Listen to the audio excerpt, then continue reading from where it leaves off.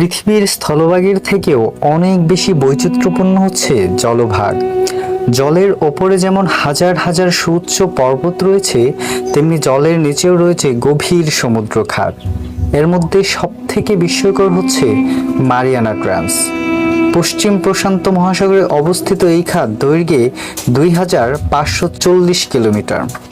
এই খাতের গভীরতম বিন্দু ভূপৃষ্ঠ থেকে 36,000 মিটার বা 11 কিলোমিটার গভীরে অবস্থিত। এই গভীরতা আটলান্টিকের প্রায় 3 গুণ।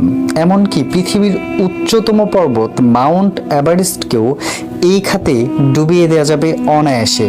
এই খাতের গভীরতম বিন্দুতে যে চাপ অনুভূত হয় তা 50টি জাম্বো জেটের সমান।